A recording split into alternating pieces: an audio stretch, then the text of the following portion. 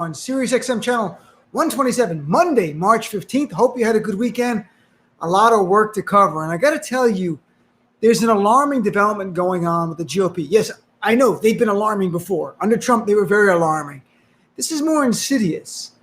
The GOP is embracing white supremacy. And I could tell you, as a Muslim American who watched the GOP embrace anti-Muslim bigotry in the mid-2000s, how this is going to end.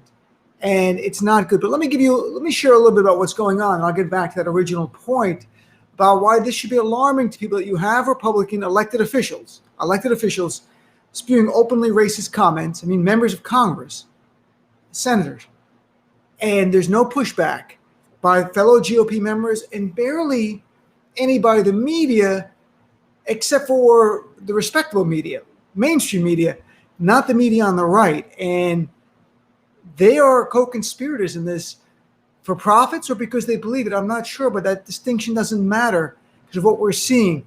You know, there was, first of all, John Oliver did a great job on his show last night, on Sunday night, going through the history of Tucker Carlson, a man I've long called Tucker Klansman because he openly embraced white supremacy about 3 years ago. I documented on my show. I've had experts on talk about it. He's done that. And the GOP still went on his show, and it was concerning. Donald Trump at the time, of course, embracing dog whistle stuff on race, bigoted stuff, bullhorn when it came to Hispanics and Muslims, but when it came to African Americans, slightly more dog whistle. Now we see the GOP evolving, and you think because Trump is gone, it might have gotten better. No, the GOP's natural trajectory is not to move back and become more reasonable. It's to become more extreme, because that's where their base continues to go. And the more extreme you are, the more you're rewarded. So John Oliver went through Tucker Carlson, and I think it's important because Tucker Carlson and the Fox News media is intertwined in the GOP apparatus that delivers them victories, that helps them raise money. This is why it's all important. So when you have Tucker Carlson, as John Oliver reminded people, talking about Black Lives Matter being thugs, he literally compared it to Hezbollah, a terrorist group in the Middle East. He said last summer that white supremacy was, quote, a hoax. Literally used the term hoax. This is before the January 6th attack. And of course, after January 6th attack, and continued to lie that there's no such thing as white supremacy. Now we're seeing elected officials do similar things. You know, you had Congressman Paul Gosar from Arizona, a Republican member of the House of Representatives, not a random guy. He's in the House. He's been there for years. He attended a white nationalist event the day before CPAC in late February. At this event, the person who organized it, Nick Fuentes, who's 22, well known for anti-Semitic views. He denies there was a Holocaust. This is a man who talks about essentially a zero-sum game between white and black people. He has said that it's the end of time for bullying white people, that white people had enough, and they have to do policies to help white people. He's a white nationalist. He's open. There's no disputing it. Paul Gosar spoke at that event. It got so little pushback by the media. They called it out a little, but it kind of passed. And from fellow Republicans, nothing. Zero.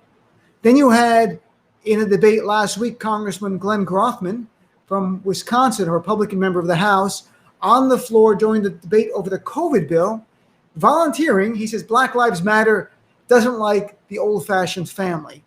And again, furthering this stereotype, because they use Black Lives Matter as a placeholder for black people, the idea that, you know, black people don't like the nuclear family. They don't believe in families, that they're foreign, they're others. You know, Donald Trump's description was almost as bad. He called Black Lives Matter a hate group. We all remember that. But it's building. Was there any pushback by Republicans? No, not at all. Democrats, yes. And then over the weekend, we heard Senator Ron Johnson, also from Wisconsin, just not even trying to hide the bigotry, not even trying to hide it. And I'm going to get to, there's a reason why that this is all alarming, not just for the words, but the reaction. So Ron Johnson said openly on a radio show, they made press over the weekend, that he was not worried. He was not concerned when he saw the throngs of Trump supporters descending on the Capitol to attack them.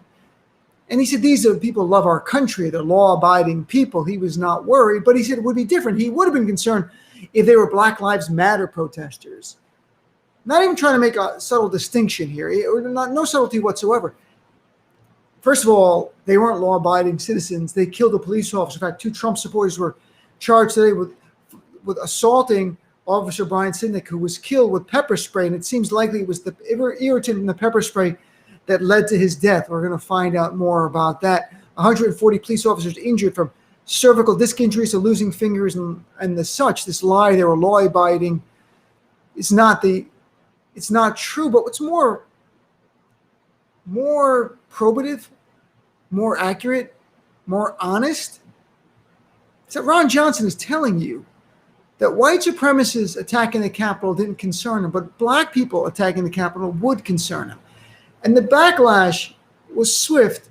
But again, Ron Johnson is telling you the truth. He's telling all of us, everyone heard it, Republicans and Democrats, that he doesn't fear white supremacists attacking the Capitol, but if black people were, then they are a threat. And you think about it, why would he be concerned about white supremacists dressed in MAGA gear, carrying Confederate flags and white supremacist imagery attacking the Capitol? Why would he be concerned? Because these are his people. These are Trump's people. These people are from the GOP base. They were there to protect the white supremacist power structure. We know that. Ron Johnson knows that. Trump knows that. Every Republican in that Congress, despite only 17 out of 261 in the House and Senate voting to hold Trump accountable, they know that. That's the reality of what's going on. And my bigger point here is that you hear zero Republicans. One Republican senator asked about it. John Barrasso, skated, deflected, talked about Black Lives Matter. In 2014, there's a man named John Bennett. Most of you won't know John Bennett if you're lucky. He's from Oklahoma. He's probably going to be the next Oklahoma State GOP chair. At the time, he was state rep in Oklahoma. And he openly demonized Muslims, saying Islam is a cancer that should be cut out of this country, and some other hateful comments about Muslims. Now, at that time, when other Republican officials had said things like that, like Ben Carson and even Herman Cain before that, they walked it back. They would say it was out of context, or I made a mistake, or I apologize. John Bennett didn't. John Bennett doubled down on it and said that he believes Muslims who practice are no different than ISIS. And the GOP state chair at the time backed him up. He got a standing ovation. And little by little, we saw the mainstreaming of open, vile anti-Muslim bigotry become part of the GOP's, their base. It's what they were about. By 2016 campaign, just a year later, 2015, Trump calls for a total and complete shutdown on Muslims. He didn't invent anti-Muslim bigotry. He understood there was a market for it in the GOP. Now the GOP is seeing there is a market for white supremacy. Yes, I know you're going to say they've had it before, but a lot of times there'd be people saying, hey, what you're saying is horrible. Fellow Republicans saying that's wrong. You don't hear that now. It's like 2014 with John Bennett against Muslims. The GOP is going into a direction where they're going to normalize white supremacy. They're going to use it. They're going to be team white person. Yes, some people of color might still get on board with them here or there for various reasons, including aspiring to be white, because whiteness has power. No one can deny that. That's a reality in this country. Whiteness equals power for many people. So the longer this goes unchallenged by the GOP, the more they become a white supremacist party, no different than the far-right European parties now, like AfD in Germany and Hungary and Poland, in Greece. They're just open white nationalist party. That's where the GOP is going. Unless it gets challenged from within, not from without, but from within, that's where they're going. Sad reality based on a Muslim, as your Muslim friend, sharing with you the reality. So we'll talk about that more on this show. What more can be done to stop this? How can we call this out? Where's this heading for us as a nation? My show's live 6 to 9 p.m. on SiriusXM channel 127. Hope you'll check it out. Again, if you don't subscribe to SiriusXM, there are free trials right on the website. Go there. Get a free trial. Tune in. Listen to my show, channel 127. Better yet, call in. Be a part of our family. We have a lot of work to do. As I say every night, if you want progress, stay active. And no place better than staying active with your fellow progressives on my show every night, 6 to 9 p.m. Thanks for tuning in to tonight's Dino